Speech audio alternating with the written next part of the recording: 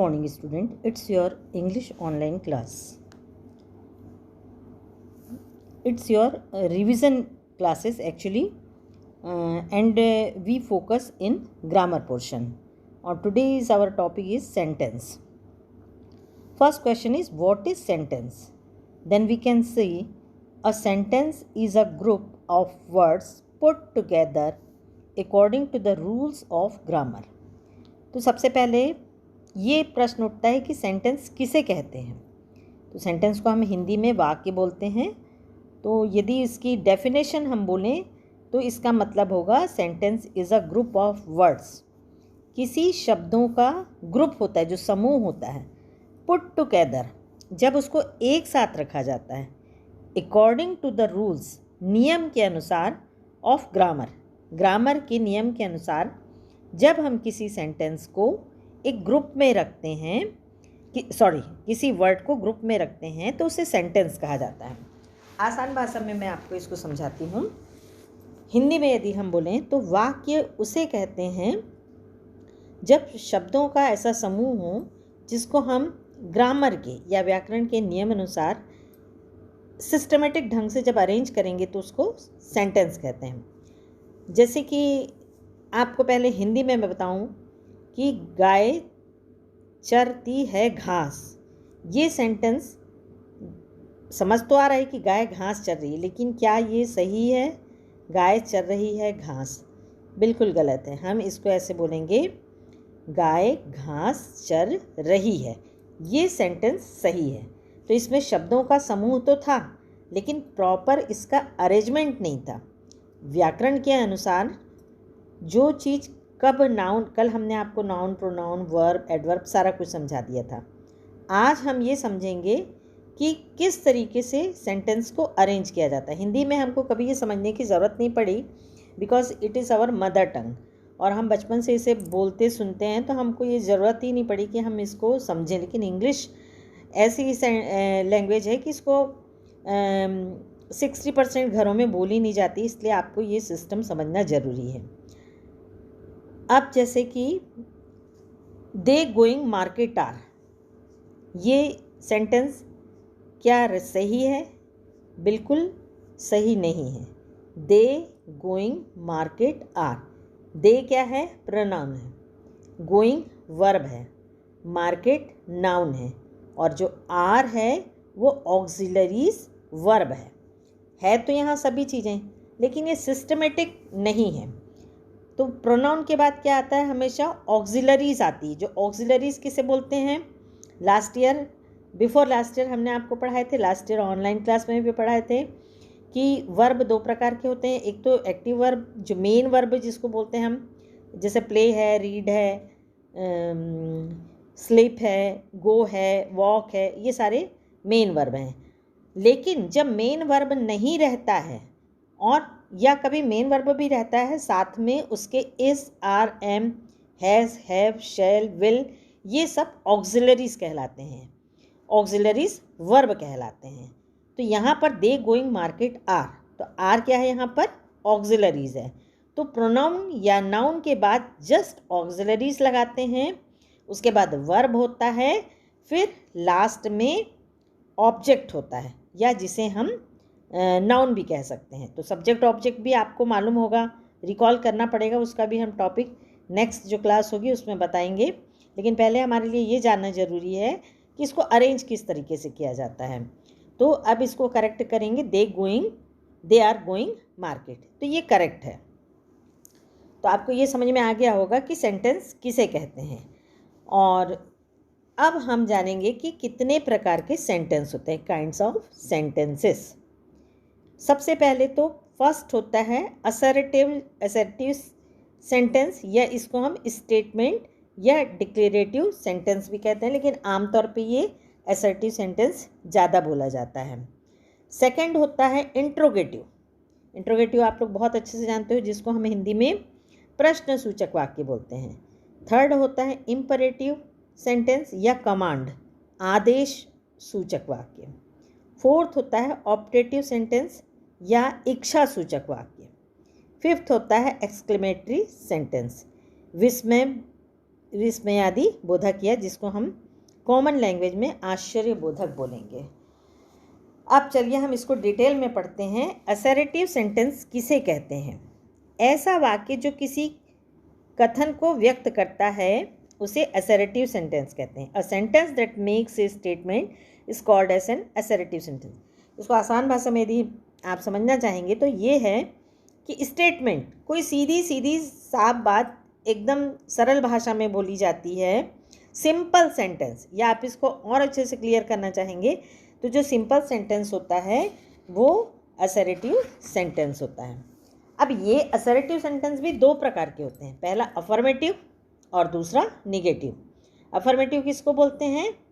जिसमें सिंपल रहता है, और निगेटिव उसको बोलते हैं जहाँ पर नो या नॉट का यूज़ होता है। तो अफर्मेटिव का पहले हम एग्जांपल लेंगे, Mohan is honest, she is beautiful. ये स्टेटमेंट है सीधा कि मोहन क्या है? ऑनेस्ट है। वो क्या है? लड़की क्या है? खूबसूरत है। यू आर लेबोरियस, आप मेहनती हैं। गॉड इज़ मोस्ट पावरफुल, भगवान सर्वशक्तिमान है। तो ये जितने हम 4 सेंटेंस देखे ये सिंपल थे, तो इसको असर्टिव सेंटेंस और अफर्मेटिव सेंटेंस कहते हैं। निगेटिव सेंटेंस जैसे आपको समझ में आ रहा है बोलने से नहीं होता है, जैसे इसमें नो या नॉट का यूज़ होता है। Mohan is not honest, I have no money, he does not cook rice. तो जहाँ नो या नॉट होगा वहाँ निगेटिव सेंटेंस होता है। अब सेकंड में चलिए, इंटरोगेटिव सेंटेंस। जब सेंटेंस में कोई क्वेश्चन पूछा जाए, अ sentence that ask a question is called N interrogative sentence.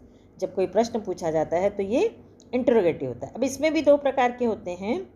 एक तो WH, मतलब WH से शुरू होने वाले उसको क्वेश्चन बोला जाता है, जैसे हुज, व्हाट, विच, व्हेन, ये सारे WH से शुरू हो रहे हैं। और दूसरा होता है यस या नो, जिसमें आंसर होता है। तो जो जितने भी WH वाले होते हैं उसमें वो कैसे होते हैं? What is your name, when do you go to school, whose book is this, where do you live, whom do you like the most। और सेकंड है यस या नो वाले, इसमें फिर से ऑक्सिलरीज का हम यूज़ कर रहे हैं। इसमें क्या होता है, जो आंसर दिया जाता है वो यस या नो में होता है, और ये जो सेंटेंस होते हैं वो ऑक्सिलरीज से शुरू होते हैं। जैसे कि example, are you a student, ये आर क्या है? ऑक्सिलरीज है। तो यहाँ पर what is a student, who is a student, ये नहीं बोलेंगे। क्या बोलेंगे? आर यू ए स्टूडेंट, क्या तुम स्टूडेंट हो। मे आई कम इन सर, क्या मैं अंदर आ सकता हूँ। डू यू लाइक स्वीट्स, क्या तुम मिठाई पसंद करते हो। इज़ शी ब्यूटीफुल, क्या वो सुंदर है। Can he cross the Ganga, क्या वो गंगा क्रॉस कर सकता है। Does he take exercise daily, क्या वो एक्सरसाइज डेली करता है। और लास्ट में क्वेश्चन मार्क जरूर लगाना है, नहीं तो आपके पूरे मार्क्स कट हो जाएंगे। तो जो पहला हमने पढ़े थे जितने WH वाले हैं उसका आंसर यस या नो से शुरू नहीं होता। अब जैसे example, when do you go to school, आप कब स्कूल जाते हो। तो आपको इसमें yes I go to school ऐसा नहीं बोलना है, आपको क्या बोलना पड़ेगा? I go to school at 7:30 AM। और जो सेकंड वाला हमने देखे थे कि यस या नो में, are you student, yes I am student. तो क्लियर, इंट्रोगेटिव सेंटेंस भी दो प्रकार के होते हैं, असर्टिव भी दो प्रकार के होते हैं। अब नेक्स्ट हम चल रहे हैं इम्परेटिव सेंटेंस, जिसे हम आज्ञा सूचक भी बोलते हैं।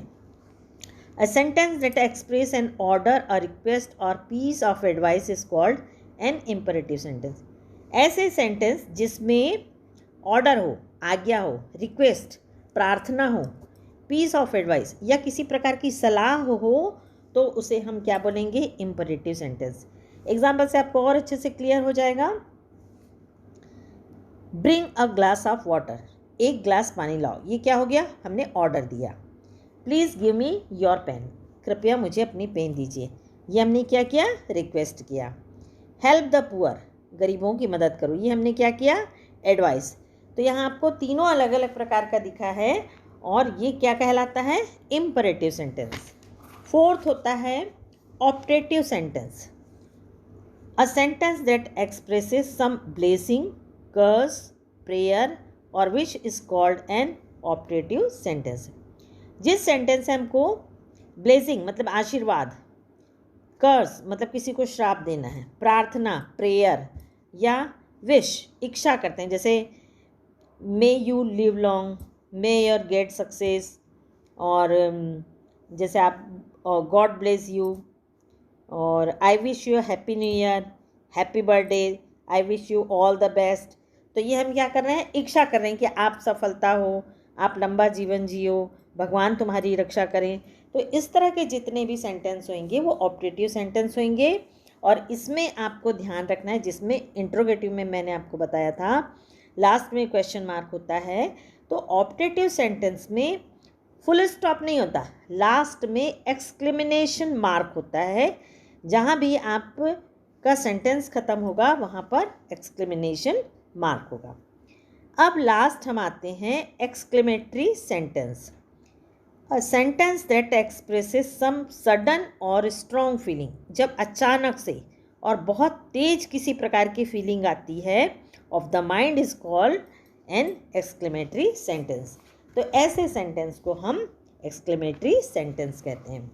Example, how beautiful. जैसे किसी चीज़, कोई बहुत सुंदर चीज़ हमको दिखाई दी तो हम क्या बोलते हैं, how beautiful, wow, congratulations, how terrible, such a man, alas he is ruined, और what is idea, how charming, so beautiful. तो और इसमें जो होता है यहाँ भी एक्सक्लेमेशन मार्क होता है। और जब हमको अचानक सडन कोई फीलिंग होती है तो ये कौन सा होता है, एक्सक्लेमेटरी सेंटेंस। ये हो गया आपका कंप्लीट। इसमें कुछ एक्सरसाइजेस हैं और वो आपको करनी है। स्टार्ट के 5 हम आपको बता देते हैं। How careful you are. अब इसमें लास्ट में क्या लगा है, एक्सक्लेमेशन मार्क है। और हाउ है, तो हाउ से आप ये मत समझना कि ये कोई क्वेश्चन है, ये लास्ट में एक्सक्लेमेशन लगा है, तो ये कौन सा सेंटेंस होगा, exclamatory sentence. Number 2, he does not know Urdu. वह उर्दू नहीं जानता। अब यहाँ नॉट का यूज़ हुआ है और सिंपल स्टेटमेंट है, सिंपल बात बताई जा रही है कि उर्दू नहीं जानता। तो ये कौन सा होगा, असर्टिव सेंटेंस होगा। और इसमें साथ में अफर्मेटिव होगा। यदि असर्टिव के साथ ये भी पूछा जाए कि क्या ये अफर्मेटिव है, निगेटिव है, तो आपको बताना है ये अफर्मेटिव है। Do you like music, last में क्वेश्चन मार्क है और आपसे प्रश्न पूछा जा रहा है, तो ये क्या होगा, इंटरोगेटिव होगा। उसके बाद 5th देखिए, my father is a farmer. मेरे पिताजी क्या हैं, फार्मर। ये स्टेटमेंट है तो ये असर्टिव होगा। गुड लॉर्ड, तो ये क्या होगा, एक्सक्लेमेशन मार्क है। विश कर रहे हैं आप, तो ये होगा optative. Go there at once, तुरंत यहाँ से चले जाओ, तो ये हम आप ऑर्डर दे रहे हैं, तो ये क्या हो जाएगा, इम्परेटिव। तो हम आपको इसको करने के लिए PDF में होमवर्क देंगे। अब इसको जो भी आपको वीडियो भेजा गया उसको आप 2-4 बार अच्छे से रिवाइज करेंगे तो आपको अच्छे से समझ में आएगा। और PDF के बाद आप होमवर्क करेंगे। Thank you, have a nice day.